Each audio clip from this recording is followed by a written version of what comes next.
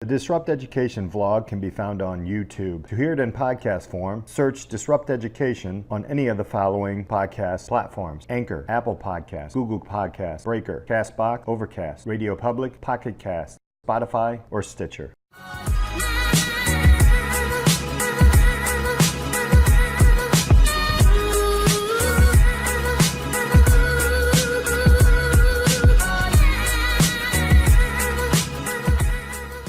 Welcome to this episode of Disrupt Education. I got a great guest with us today, TK Coleman. TK, how are you today?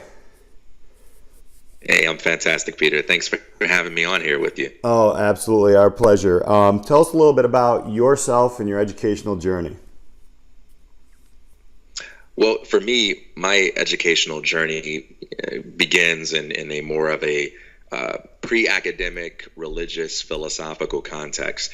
My father is a pastor, so I grew up in the church. My mother is an evangelist, and my earliest childhood memories were filled with moments of being in church services and Bible studies at least 3 times a week. My mom would constantly have Christian inspirational speakers playing on the radio around the house. I would often be in the car with my father when he would pick up guest pastors and guest speakers. And I remember just having lots of moments where I could pick their brains and ask them questions. I remember our home being filled with books on, inspiration and theology and just books about how to integrate the teachings of the Bible into everyday life. I even remember my mom talking about a verse in the book of Hosea that says, "My people perish for a lack of knowledge." And so very early on, I learned to think about learning as this thing that was inseparable from quality of life. I never learned to learn as something that I was morally obligated to do, or that I needed to do in order to be a good citizen in some sense that was divorced from what it meant to live a purposeful life. Very early on, my parents taught me that we all have a reason for existing. We all have something to offer to the world, that each and every one of us is in some sense unrepeatable. And there are things that you are capable of doing to make a difference in the world. And if those things don't get done, it's not that someone else will come along and do it. It's that no one will do them, because those are the things that have your name on them. And so for me, I learned how to walk and talk in that context. I learned how to learn in that context. And whenever I think about learning, whenever I think about studying, I don't think of it within this paradigm of necessary evil or any of those kinds of things. I think of it as something that is a necessary and sufficient component of what it means to live life to the fullest. So that's the context where education starts for me. And whenever I talk about this thing called learning, I always go back to this notion that it doesn't begin with curriculums. It begins with helping the student cultivate a sense of purpose, helping the student to discover what makes them come alive, and then to develop their power to create the results that matter most to them. Because ultimately, what makes you come alive, your sense of intrigue, your sense of wonder, that's somewhat of a divine compass that you have that nudges you in the direction of what you're born to do. Wow. So I mean, it's kind of my quick take. No, that's a very. I love the way that you frame that up, because it is. You almost went to the difference between learning and education. There's a little bit of a difference there. So going into that part of what you're doing now. Explain to us where you're at right now, and because you got an awesome series going on right now. It's almost a movement. Tell us a little bit about that. Sure. So my latest series is a series called TK's Tour of Bad Arguments for College. And the purpose of the series is to zoom in on frequently made arguments and objections that are presented to college opt-outs for why they need to go to college in order to be successful or in order to have a good education. We don't live in a country where there's some sort of epidemic of people being persuaded to drop out of college. But we do live in a country where the reverse is true. the default message that most young people get if you're coming out of high school is that you go to college. In fact, it's such a default message that it doesn't even need to be explicitly stated.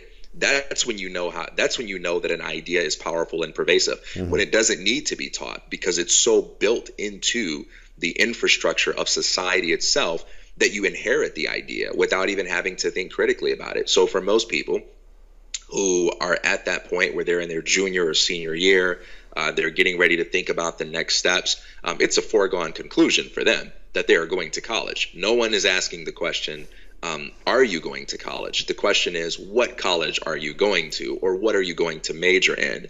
And while the series is not in any way designed to harass people who love college or who take delight in their experience, the series is designed to kind of bring some balance to the discussion, because I personally believe that there are many people in colleges around the world who don't want to be there, but the social pressure of having to do that is so strong that for them it's not worth the cost of their parents never talking to them again, or their parents disowning them, or having to justify themselves to every adult and authority figure that they meet, or having to be seen as a loser or as a dropout. And so what I want to do is I want to take some of the things that are said to people that opt out of college to pursue higher educational alternatives and provide them with some ammo for being able to deconstruct and defend themselves against these typical objections. And the inspiration comes from the actual work that I do. This isn't just a theory that I came up with in a desire to attack straw men. I work with opt-outs, and many of them come to me or other advisors and they say, hey, here's something that's always said to me. What advice do you have on how to respond to this? And so I've been doing that for so long that I've decided to make a video series where I do it in a way that's maybe a little bit more witty and entertaining. So that's what TK's Tour is all about. Right. And I love it. And tell us a little bit about, so you work in the praxis system, right? So tell us a little bit about that, because that's an alternative program that, now are becoming, it's not, there used to be like, okay, it's an alternative program, so you're a little odd when you go into these things. I think that narrative is changing, but tell us a little bit about what that is all about, and what that avenue is for students who may not want to go the traditional route. Sure. So first, I just want to say, historically, the concept of apprenticeships, if we go back further enough, that's more consistent with how things have been done for the overwhelming majority of human history, right? Most people did not learn how to survive in the world, how to raise family, how to make a living, how to hunt, how to gather, how to do any of the things necessary to live a successful life by going and sitting in a classroom and listening to people that have credentials from certain kinds of formal institutions. Most people learned according to an apprenticeship model, right? Where you learn by actual engagement with what it is you intend to do. And you work alongside people that have more experience than you, that provide a level of mentorship, but you also take on real risk, right? You're not playing with fake money. You're not pretending to do work. You're not dealing with fake customers. You have a real opportunity to make real profits and suffer real losses. And that's the best kind of context where learning happens. And that's not mutually exclusive with reading books and having intellectual conversation. So that's a very old model. And we're all very familiar with the concept of apprenticeships when it comes to things like construction, right? So I have family members who are in plumbing, or who are in electricity, or we all get, that if you want to be a barber or a cosmetologist, the apprenticeship trade school model is very familiar to us when it comes to that kind of stuff. But there's also this wide range of disciplines where the majority of people gravitate towards when they go to college. And we're not talking about the fields where you need a degree legally in order to practice it. Like, most people don't go to school to study medicine, even though that's the argument that everyone brings up for why you need a degree. Most people don't go to school for law, right? Most people don't go to school because they want to be CPAs. Most people go to school to study things like English, to study things like theater, philosophy, anthropology, women's studies, African American studies, history, and a host of things that it's possible, at least in theory, to learn about and to figure out how to apply to the real world without being limited to the traditional model of education. And so what Praxis is doing is we're helping people launch their careers through the apprenticeship model, but we're applying it to sectors that have previously only been associated with college, but that college is no longer necessary for because of the technologies and tools of our time. So the four main areas that we work in are, marketing, operations, technology, and sales. But the way the program works is participants go through a 6-month boot camp, a professional boot camp, where they learn a lot of the basics about professional branding. They learn about how to build a portfolio, how to adopt the value creation mindset, how to approach learning as not just a consumption process, but also a creative process. And when they finish that boot camp, they enter into a placement process where we pair them up with a startup, and they work full time. They get paid for their work, and we provide them with coaching in order to help them be successful as they're going through their startup. They participate in weekly workshops, and they have weekly challenges that they do and so forth, because it's not just about job placement. It's about helping them become the best possible version of their professional selves, so that when they graduate the program, they not only have a job, but they have the ability to create their own job or to create greater opportunities within the job that they have. So that's a little bit about the work that we do and the why behind it. Does that make sense? Yeah, absolutely. I think, my path, and many of the viewers know it, is, I went through college, and then you got the piece of paper and they were like, thanks, now here's your bill, right? I mean, it wasn't like a piece where you were going to walk away with something more than just a degree. And a lot of these, the newer models are that. I looked into the We Work or We Learn model, and and your organization as well. Where can people find more information on this, on Praxis? So you can go to discoverpraxis.com. Praxis is right behind me, Praxis.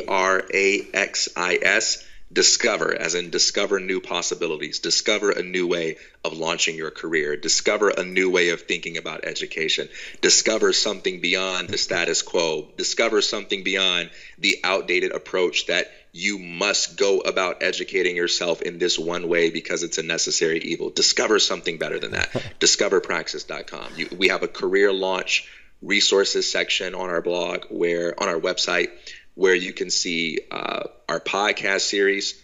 My CEO, Isaac Morehouse, and we have a series called Office Hours. We're near the end of our second season, where we take questions from our listeners. You can feel free to submit questions to us about anything, and we spend some time answering those. We have a Talking About Praxis a podcast where we interview Praxis alumni and participants, and you can get to know their story, and you can see and hear from people that are actually doing the program and see the impact that it's having on their lives. We have a ton of blog posts and other resources to where before you even do the program, you can get a whole lot of value that can help you sort of find direction for your professional life. Excellent. Last question. I teach high school. I'm a business teacher because I like authentic learning. What advice would you give to a junior or senior right now going into their next level after high school? Don't think about the next step in terms of what should I do. Think about the next step in terms of what are the results that matter most to me. When you're thinking about your career, what you're genuinely interested in, what you're genuinely curious about is just as important as what you're naturally good at. And this might seem like an obvious common sense truth, but it doesn't play out that way in the way we advise young people. We tend to identify something that they're good at. And then we proceed to make a hasty recommendation about what they should study or what they should do based on that. So we say things like, wow, you're good at analysis. Have you thought about going into mathematics or financial planning? Or we say things like, you're really good at debating and arguing your point. Have you thought about going into law? And we give very little consideration of what that person is interested in, what sorts of things they want to read about and watch and talk about, even when no one is putting any kind of pressure on them. And it's easy to just dismiss that as sort of irresponsible thinking or magical thinking. But I want to be very clear here. I'm not advocating some sort of metaphysical principle that says if you do what interests you, the universe will somehow miraculously sit opportunities in your lap. You are going to have to work hard in order to achieve anything. But if you want to achieve uncommon results, then you've got to find the things that are going to inspire you and influence you to put in an uncommon amount of time and energy and effort into being great at that thing. And I think the ultimate study hack, the ultimate skill development hack is what you are interested in. You've your whole life to think about responsibility. In fact, if you really want to be responsible, then don't treat your career like a marriage that you have to jump into at the first suggestion of what you ought to study. I mean, can you imagine if we approach marriage that way? Can you imagine if we went to mentors and they said, you seem like this kind of person. Here's a person that seems like they will be a good match for you.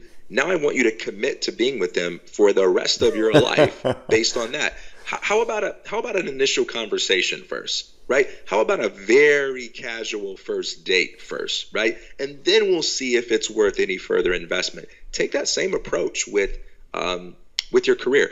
Another thing I would say, just to get a bit more concrete and take it back to what we've been talking about with apprenticeships, is if you don't know what you want to do, you don't need to make a significant financial investment like college to find out. In fact, that might be the most inefficient path to finding out what it is you want to do with your life.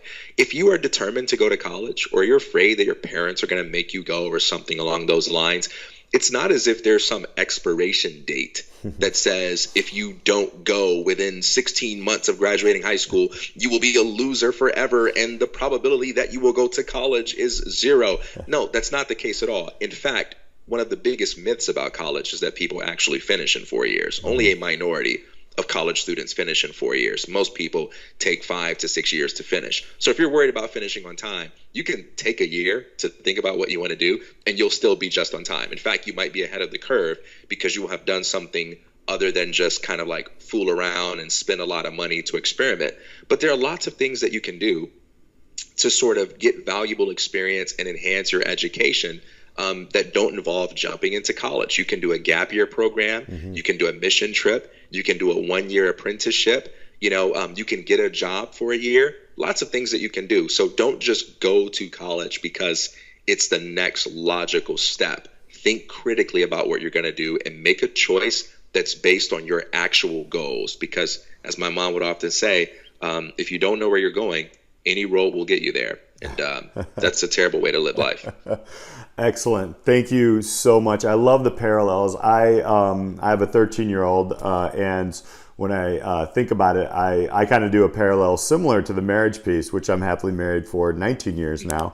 And Congratulations, man. Certainly did not approach it that way. But I tell my son, should I just buy you a Ferrari now, right? He doesn't even drive or anything like that because if you look at the cost that goes into college. So I appreciate your outlook there, your parallels. You have a great series. We look forward to seeing some more. Those arguments are excellent. I see them and hear them every day at the secondary education level, the systemic way. Thank you. And we have a lot of students who need to hear this and a lot of parents. So keep disrupting. Really appreciate you having on the show, man. We will watch your journey, my man. Thank you so much, TK, for being here. Hey, I really appreciate it. I had a lot of fun talking to you, and I appreciate the work that you're doing. I think in the realm of disrupting education and promoting alternatives, we need a lot of help out there, man, because the discussion is not on equal footing.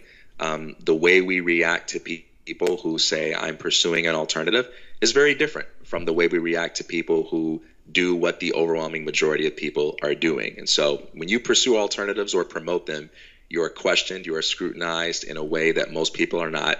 And so we need more people in this space that are willing to step up and say, I don't just support alternatives in theory, but I'm willing to put my face, my voice, and my name on the line defending and supporting these people out there who know that the status quo, the current system, isn't right for them. And if you're one of those people, I encourage you to take a look at discoverpraxis.com.